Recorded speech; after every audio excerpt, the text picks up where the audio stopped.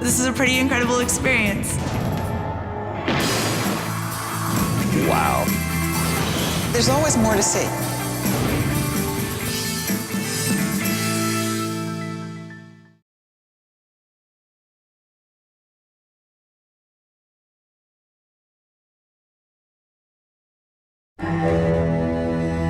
At the age of 77, President Thomas Jefferson did something unthinkable.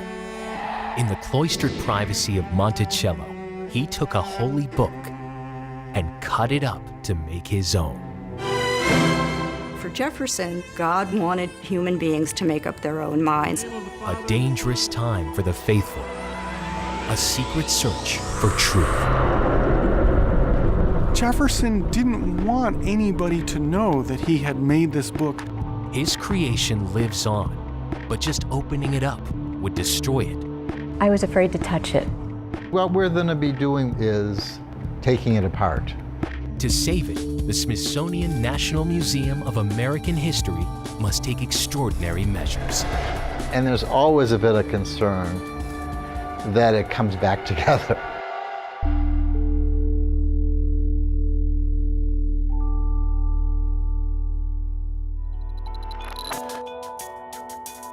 Between its covers, this unassuming book tells many tales.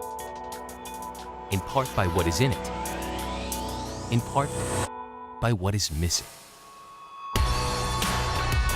From translations of the four Gospels in English, French, Latin, and Greek, Jefferson cut and pasted to create a chronology of Jesus' life, parables, and teachings. He's like an archaeologist digging into the text. Taking a blade to the pages of the Bible sounds like an act of sacrilege. But to Jefferson, it's an effort to pare the holy text down to the very essence of Jesus. He thought that Jesus' message had been confused and corrupted. Because Jesus himself hadn't written it down.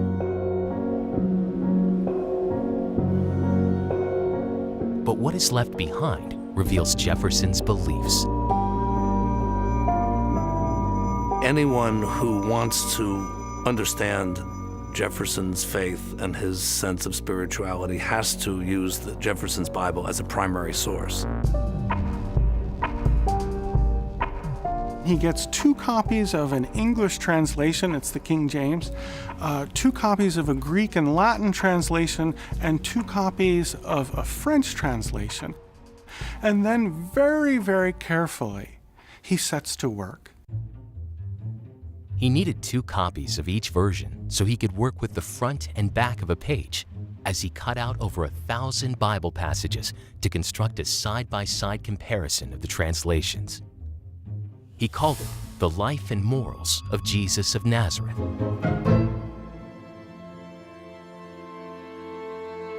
Six years later, Jefferson died in debt. His worldly possessions were liquidated, leaving an empty Monticello stripped of art and furniture. So it's amazing that this volume still exists. It's traveled through the decades to find a permanent home at the National Museum of American History. This, I think, is one of our great treasures.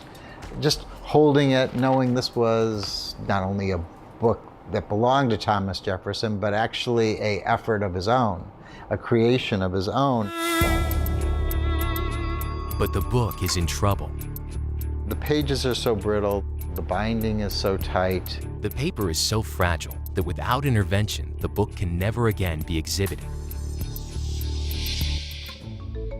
Even if it is kept in a temperature-controlled environment, it will continue to degrade until it can't be opened at all. Curator Harry Rubenstein, together with book and paper conservator Janice Stagnito-Ellis, are going to make certain that doesn't happen. To transform the Jefferson Bible into a book that can again be shared with the public, the museum has launched a landmark project. Years of planning, endless fundraising, and recruiting an A-list team of specialists has brought us to this moment. This is less than once in a career. This is maybe once in 10 careers. Most conservators don't have the privilege of working on an artifact like this. The goal is to transform this brittle object back into a book. But they will also open a page into the past.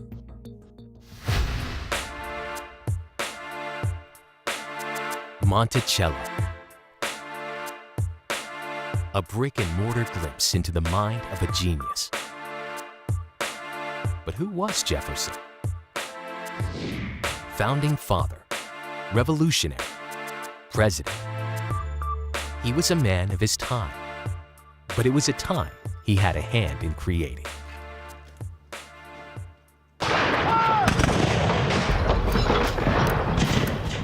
You can't remove Jefferson from the sense of the revolution and how important that really is. They were remaking their society in a way that nobody had remade their society before. And Jefferson is at the core and the center of this. For the great men behind the American Revolution, the Enlightenment was the horse they rode into battle. It was this really heady time. Ever since Newton had discovered what seemed to be the definite laws of the planets, it seemed to some people that simply by using human reason and the scientific method, people could together arrive at these truths. It's this notion that the individual can make a better world for themselves. So given that belief, you examine everything by the light of reason. Is there a King of England? You question him. Is there a parliament making laws? You question them. Is there an established church? You question that. Is there a Bible? You read that again. Jefferson questioned it all, including the way Jesus is portrayed in the Bible. Throughout Jefferson's adult life, he really is struggling with this larger question of once you get rid of an official church and a king sanctioned supposedly by God, then you have to say, what is the new moral basis for a republic? Before it became a bumper sticker, Jefferson was asking the question, what would Jesus do? What he thought was superior about the philosophy of Jesus was in the phrase, love thy neighbor. It wasn't enough simply to act appropriately to your neighbor. You were supposed to have affection and benevolence. And then the second thing was maybe in the phrase, love your enemy. That is an ethic, a moral approach to the world that would recognize the dignity of all human beings. But in Jefferson's day, this was a new way of thinking about the world. But Jefferson's world was founded on a practice that denied the dignity of many human beings. He understands the conflicts of slavery, the problems that slavery has for the nation. On the other hand, he is an owner of slaves in a very large plantation that supports the system. He's so radical in so many ways, and that's the one area where he's really not. He really fails his own sense of being as forward-thinking and as advanced as he would like to be. And why that is, he was caught in it in many ways, certainly financially, emotionally, in lots of ways. Both a champion of liberty and a slave owner. From the distance of 200 years, Jefferson confounds. Thomas Jefferson is a complicated character, so complicated that many historians have suggested we can't know him, that he's impenetrable. A part of the Virginia aristocracy, he fought for the common man. A brilliant communicator, but shy in crowds. Egalitarian, but self-indulged. There's a lot of contradictions in Jefferson. And like everybody else, he changes over time.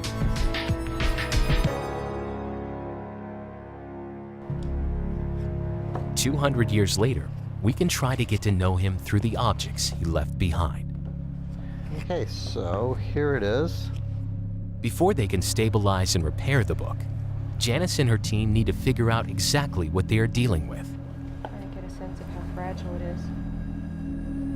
Because the volume is fundamentally a scrapbook, there's a baffling array of materials to analyze. There's adhesive to consider.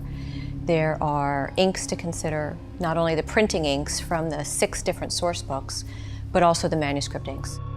He's got inks that he used to write the notations on the side, and there are the page numbers, and there's ruling lines, and those are all potentially different recipes of ink that we have to test separately. The chemical composition of each of Jefferson's materials could limit the possible treatment options. That line. Janice is about to become the world's foremost expert on these pages. She won't make a move to repair them until she completes an exhaustive survey. So I have to be able to get my microscope to focus down there.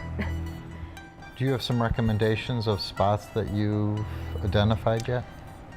You know, this is the curatorial decision, because Right. everything that we take, Can't be put back. right, right. Preliminary tests revealed that the pages are too acidic for their own good. An alkaline bath could chemically stabilize them and make them less brittle. But first, Janice needs to make sure that all 10 different inks, 12 types of paper, and the adhesive will stand up to the treatment. The end goal, of course, is to preserve and share the Bible with the public. But in Jefferson's time, it was a private project, and for good reason. Throughout his political life, Jefferson becomes criticized by his opponents, not only of being an atheist or a deist, but actually being anti-religious. And those attacks he takes very personally.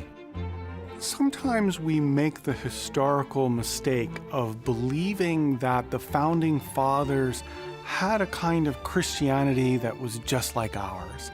But that's not really the case. Many of the educated men of the time were not Christians, but deists. They believed in the existence of God, but they didn't believe in the involvement of God in the day-to-day world. Don't let the powdered wigs fool you. The founders weren't stuffy traditionalists about religion or much else, and Jefferson was out in front of the rest. He described his own beliefs once as saying, "I am of a sect by myself," meaning he was the only one he knew in his religion that believed exactly what he believed. Off the page with my right hand. Fast forward nearly 2 centuries, and Smithsonian conservators Janice Stagnito-Ellis and Emily Rainwater are examining the doctrine of Jefferson's singular sect under a microscope. I'm trying to take the smallest of all possible samples from stray ink that had splashed or sprayed from his quill. They need only tiny ink samples to help determine the next conservation steps. The trick is to remove the ink without damaging the paper beneath. Each sample is probably going to be somewhere around 20 microns. So this is 1/5 of a millimeter. It's very, very small. 20 microns is less than half the width of a human hair. You ready? I'm ready. Okay, here we go.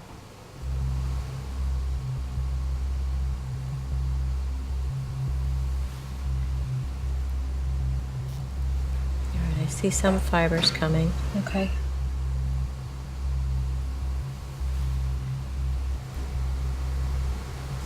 It's mostly paper. Down. That was not good because I think the ink may have flicked off. And what I have now is paper. Let's try another spot. Okay. Okay, so it is that tiny dot,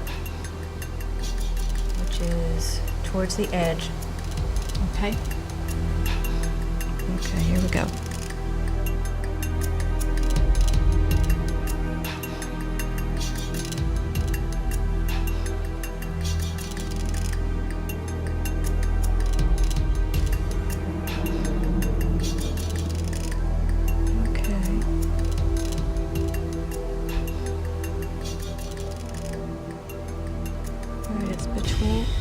fell to the slide.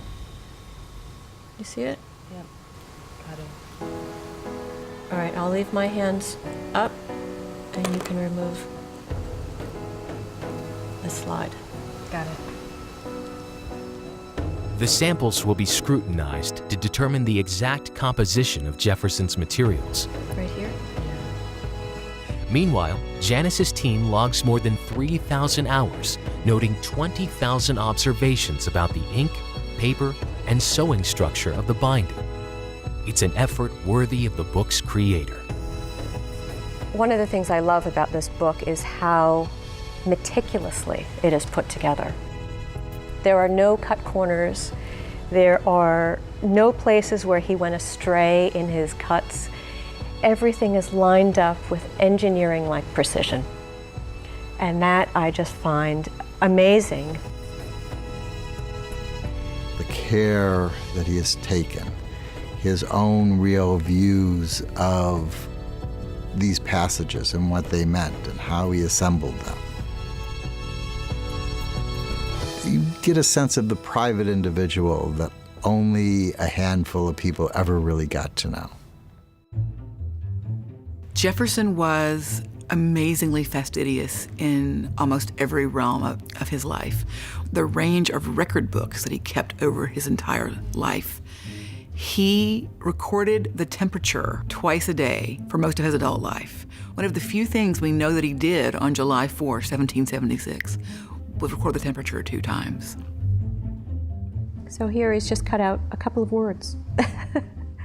And rather than cutting out the whole line and then just removing the words that he wanted, he just removed the several words from this line and the several words for the next line. He didn't bother to cut out any more than he absolutely needed. I'm sure he folded his socks before he put them away. Janice needs to know more about the book than just what it's made of. If she has to take it apart, she must first figure out how it was put together. But in a handmade world, no 2 books are exactly alike. Paper making was a fantastically labor-intensive process. And so too, the setting of type, 1 letter at a time, none of this was mechanized. And then the 2 pressmen printing off 1 side of the sheet at a time and then letting the sheets dry, and then all the sheets had to be collated and then eventually bound together, another process that took many hours.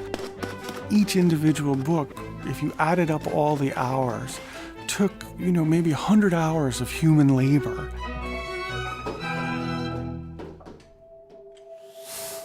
A label on the Bible's marbled end leaf identifies the bookbinder, Frederick Mayo. He's considered one of the master American colonial bookbinders. Fred was a rather prolific advertiser and did not miss an opportunity to advertise his wares. Could some idiosyncratic quirk of construction lie within the cover? Is the Jefferson Bible's binding so unique it shouldn't be touched?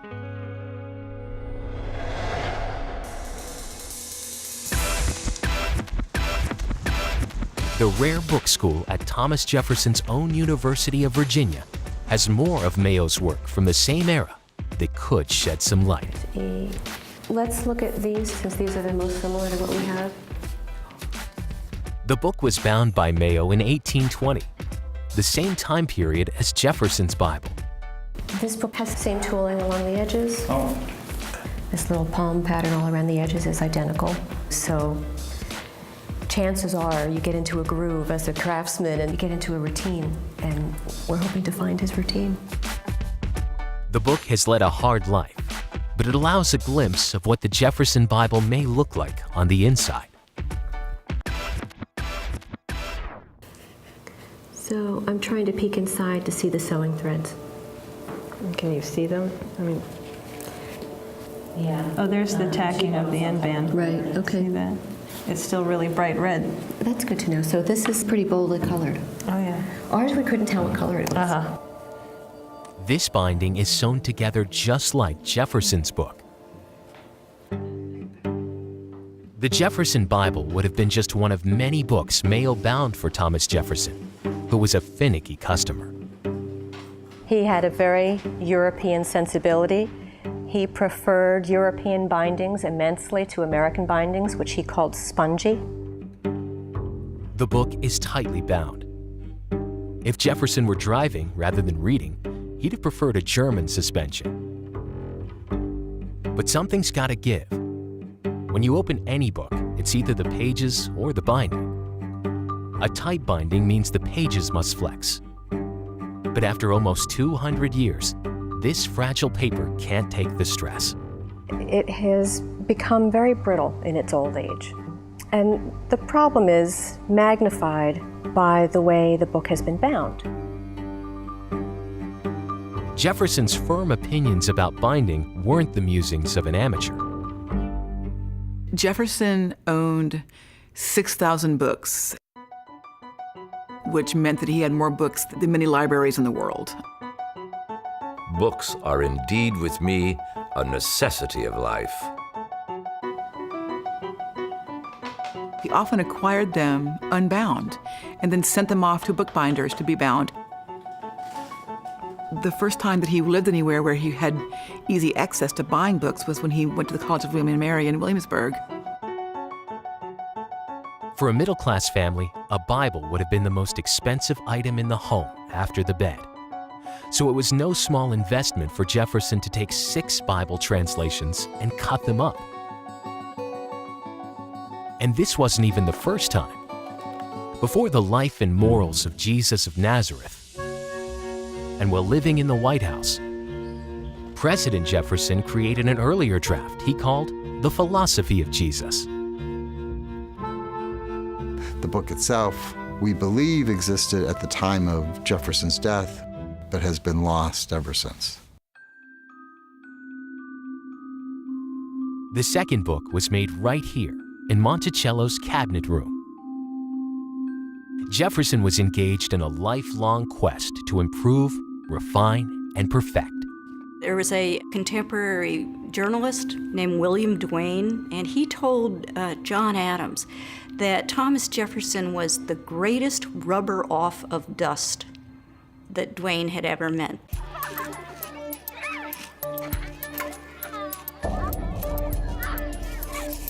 Jefferson wanted to get rid of what he considered the dust, the useless part of it. In the case of Jefferson's Bible, the dust he was rubbing off contained the supernatural elements. As a Jesuit priest as well as a rare book expert, Father Michael Suarez is uniquely qualified to interpret what Jefferson sought to explore. Jefferson, as his life evolved, increasingly became uncomfortable with the stories of Jesus in the Gospels. In addition to comparing translations, Jefferson sets out to remove the miracles and retain the morality. He produces a Bible in which there are no supernatural elements, no references to Old Testament prophecy, no angels, no miracles, no resurrection.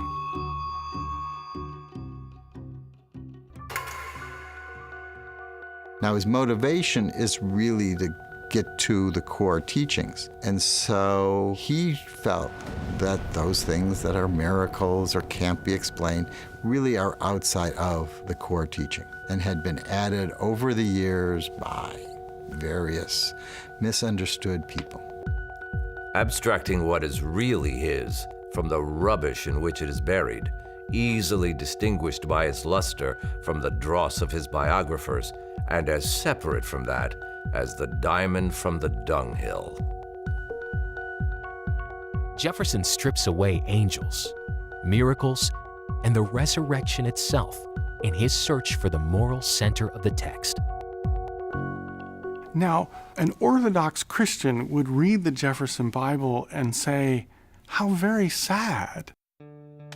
How very sad to have a Jesus with no miracles. How very pathetic not to have the resurrection of Christ. But Jefferson thought that that kind of violation of natural law was an impossibility, and he thought that the resurrection of Jesus was an historical fable imposed upon the life story of Jesus. There laid they Jesus, and rolled the great stone to the door of the sepulchre, and departed. The book ends there. For Jefferson, it's not an act of desecration, and it should not be understood as such. For Jefferson, it's a kind of act of enlightenment piety.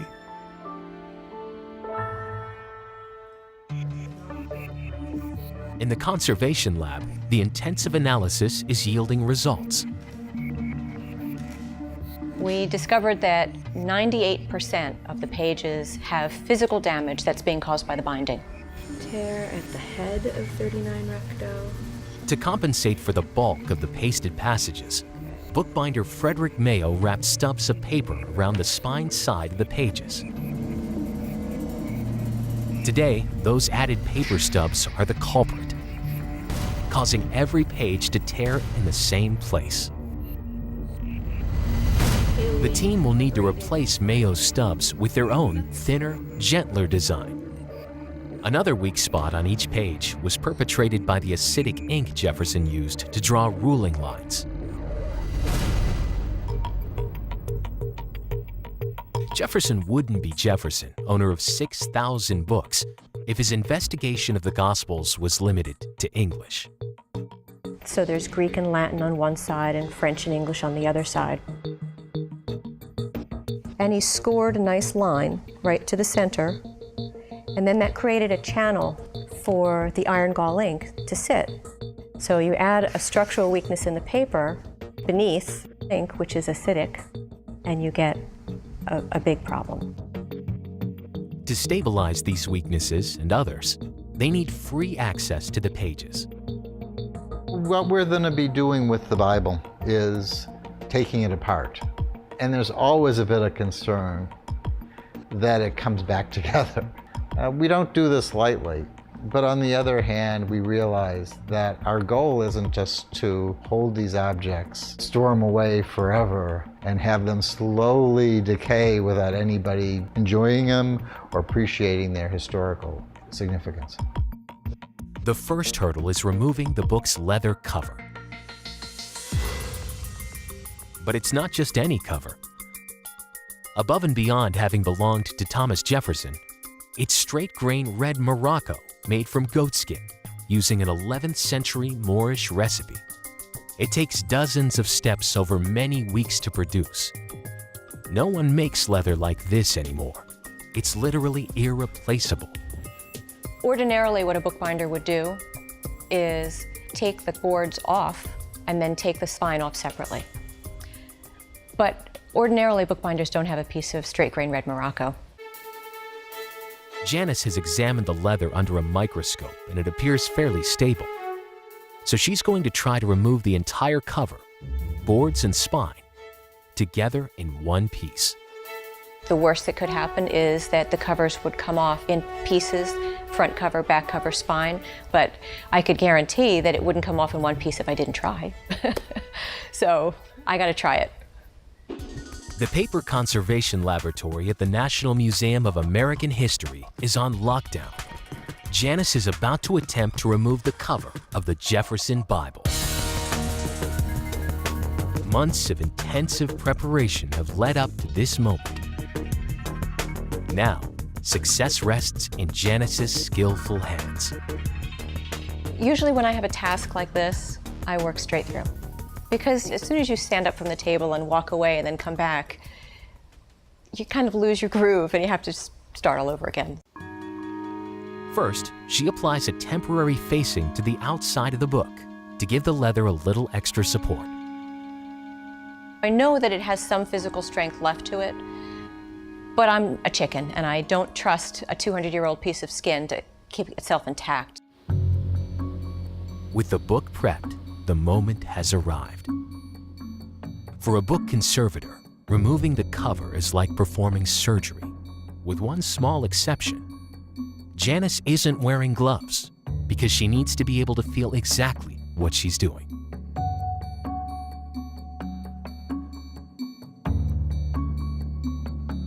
She gingerly separates the glue from the end papers that hold the cover in place.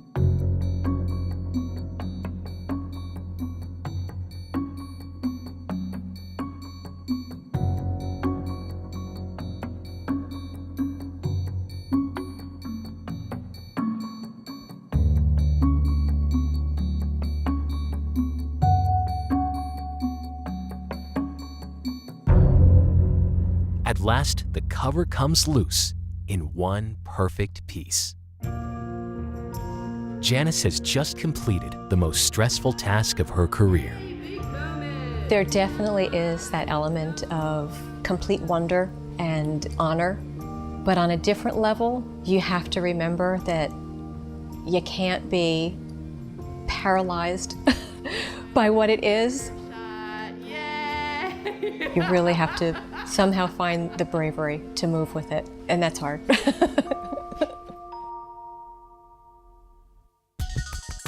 A red Morocco binding was the luxury equivalent of a Louis Vuitton bag. The most expensive leather of the time is also the most durable. No lesser quality cover could have possibly endured this treatment. The text block looks naked without its cover, and soon it will be without a spine as well.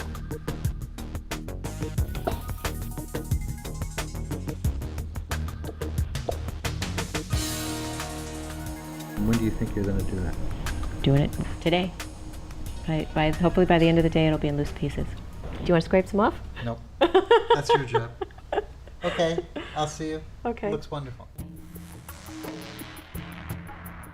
The first step is to remove Frederick Mayo's glue from the spine of the book. It just softens it enough that I can scrape off those linings and the adhesive underneath. All under the approving eye of the project mascot.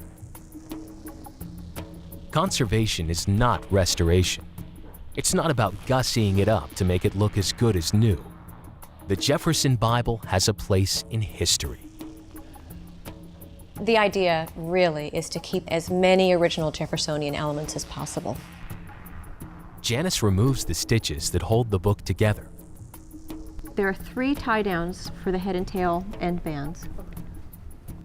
She ties tiny threads to the fragments of silk end band. Incredibly, she plans to sew them back into place when she reassembles the book. If we could reuse the originals, that's so much the better.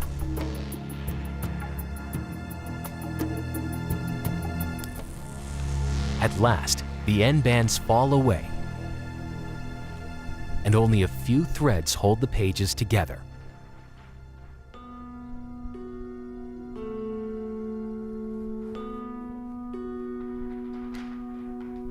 We can actually open the book now.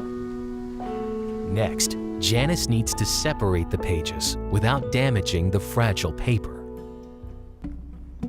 The first step is a matter of tradition. The wise man always starts from the back of the book. That way, if you make any kind of an error, it's in the spot that's the least visible. Her secret is using just the right amount of force. You don't ever want to apply more pressure than the pages are able to take, or else you could tear them.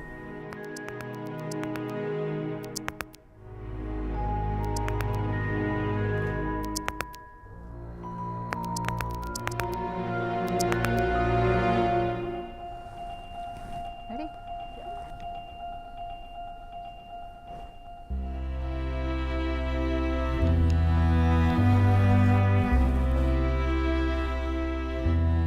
Throughout the conservation process, each individual page will live here in its own custom-made protective enclosure.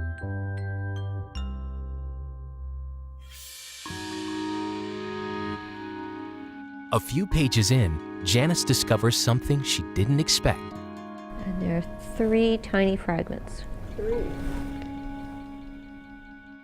Scraps of paper stuck in the binding.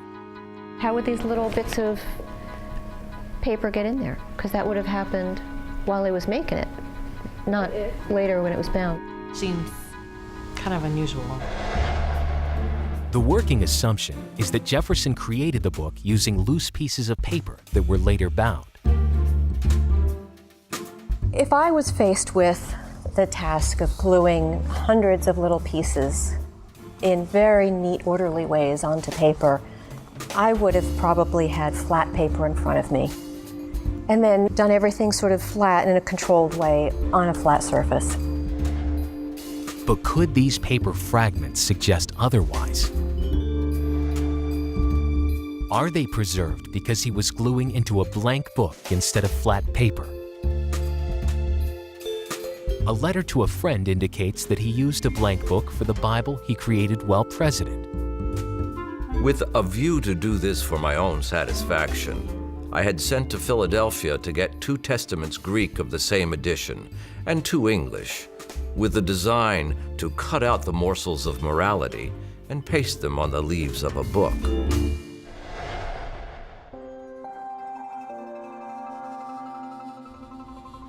So did Jefferson order a blank book and fill its pages? Gosh, that would have been impossible to hold these books open, rule the lines with quill, and cut everything out and do everything so neatly. Perhaps he had help. At the end of Jefferson's life, there were 13 people besides himself living in the Monticello house. And hundreds of people living on the plantation. So it could have been any number of people. The conservation team dutifully collects the text fragments. Anything hiding in this book is part of the historical record. Just a few pages later, another bizarre discovery. What appeared to be slivers of glass. Sometimes they would use drying crystals if they were writing letters, and drying crystals were used to help to dry the inks more quickly. But these don't look sandy enough. These look more glass-like. Was there an accident while he was creating the book, or later in its life? There's another tiny shard right here. We may never know, but closer examination reveals the shards are indeed made of glass. As the pages come loose, so do the stubs, and an unexpected clue. For the first time, a watermark is visible. P.A. Messier.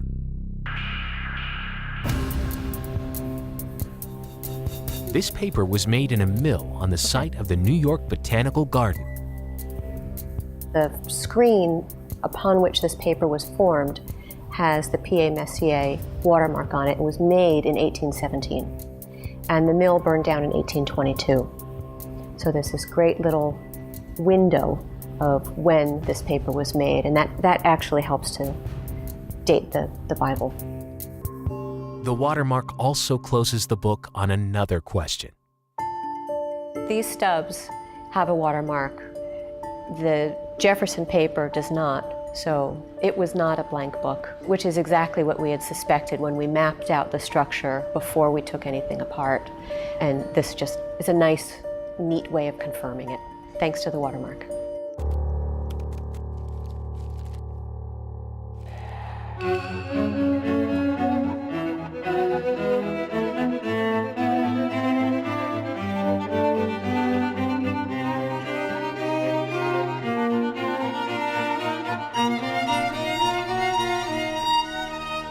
At last, the final pages come apart.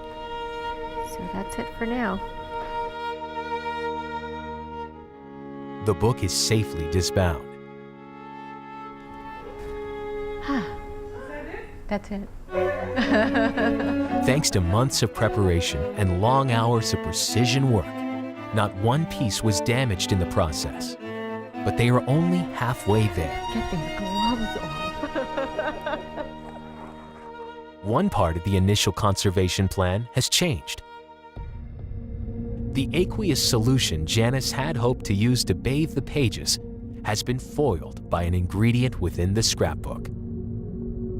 When we did the analysis, there was actually starch adhesive in there, which means that had we done the aqueous treatment at the water combination that we thought we could do, that adhesive would have failed. And that's just not acceptable. There are a baffling number of variables. To top it off, the team has more than one book to deal with. Amazingly, the museum also owns Jefferson's 2 English source Bibles, the books he cut up to make the life and morals of Jesus of Nazareth. This one is just holding on by a thread. It's already started to break a little bit right here in these areas. The source Bibles, they are a treasure in themselves because it really shows you he was meticulous about selecting just the tiniest areas where he wanted to use the words for the Jefferson Bible. This one I've only supported on the front. I haven't trimmed it out yet, so there's the little bit that I'll trim out. Without the discovery of the source Bibles, Jefferson's book may never have been found. Cyrus Adler is a student at Johns Hopkins University, and in the 1880s, he has the opportunity to catalog a large collection in a private library of Judaica. Inside this library are 2 cut-up copies of the New Testament, in which various passages are clearly extracted from the pages. And in the inside cover is a description of Jefferson's project. Adler launched a search for Jefferson's Bible, but for almost a decade, he was unsuccessful. 9 years later, he's now the librarian of the Smithsonian Institution, and he takes up the search again. And he gets in contact with the great-granddaughter of Thomas Jefferson, and she has just recently come into possession of the book. And he purchases the book from her for $400. In 1904, Congress published 9,000 copies and distributed them to its members over the next half-century. That a Bible lacking the resurrection could be shared with an entire branch of government is a true testament to how the country has changed since Jefferson's time. For its first century and a half, Virginia's state law mandated its citizens worship only in the Anglican Church of England, and they were all taxed for the privilege. In Virginia, if you believed something else, you were prohibited by law from meeting and worshiping. Preachers who were preaching either a Baptist faith or Presbyterian faith, or Quakers who traveled through and preached, those people could be arrested. For Jefferson, the discrimination of dissenting believers was a spur to action. That is a major impulse for Jefferson. That is that idea of dismantling that unholy alliance of church and state that was the antithesis of his vision of republicanism, or what we now call democracy. You will be welcomed into his warm arms. He believed very, very strongly that there were natural human rights. Human rights were innate and that everyone had them. And one of them was the freedom to believe what you wanted to believe. It does me no injury for my neighbor to say there are 20 gods or no God. It neither picks my pocket nor breaks my leg. For Jefferson, the fact that there are all sorts of groups just shows God wanted human beings to make up their own minds and did not want the government to step in and say, no, there's only one right way. It's not about arguing that there is a correct path, but really allowing for those groups to establish their own religious freedom within this larger community. In 1777, Jefferson drafted the Virginia Statute for Religious Freedom. Of all the things he did in his entire life, he really only wanted 3 achievements to be on his gravestone. He was the author of the Declaration of Independence, the founder of the University of Virginia, and author of the Virginia Statute for Religious Freedom. Jefferson's statute became the basis for the First Amendment to the Constitution.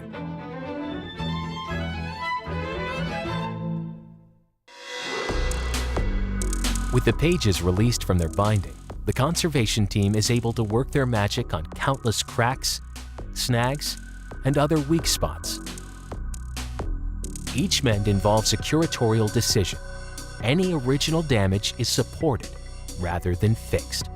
We don't want it to look like a 20th century object. We want it to look like what it is. And what it is well worn. Jefferson reported reading a moral text before bed every night. This was a piece that he was working with. It wasn't the kind of thing where it was a project that he finished, put aside. Layering whisper-thin pieces of Japanese kozo paper, the team works their way through every page, making invisible mends.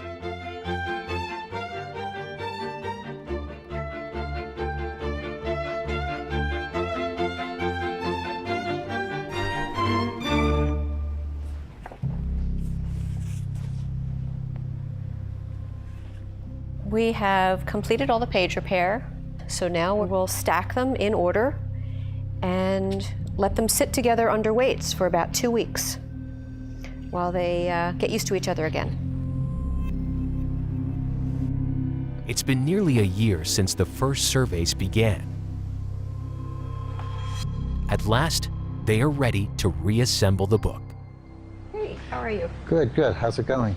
It's going well. We're ready to sew.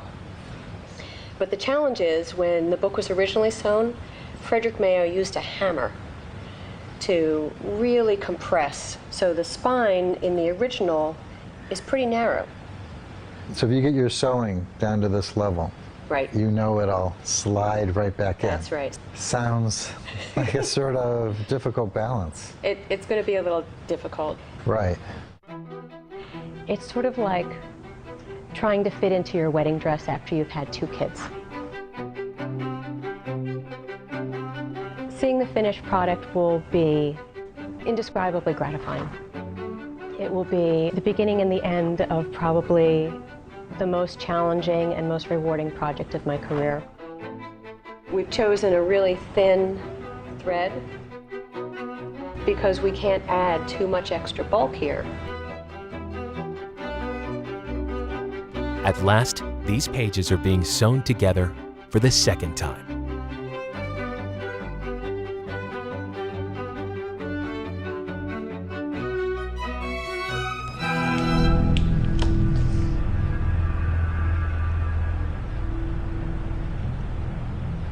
How's it looking? Sewn, preliminary linings, came up to the right height, thank God. Yay. So I'm hoping it fits. Shall we try it? Yes. This is the final test. Moment of truth. Dun, dun, dun. Oh, that's nice. Oh my gosh. It fits. It's like our hands never touched it. The wedding dress fits. They reattach the original silk end bands, glue the cover back on, and it's done. It looks so beautiful that I want to cry. Should we open it? Did you do the honors since you've been working with it for so long? It works. It works. It's a book. It opens beautiful. It's smiling, just It's like alive.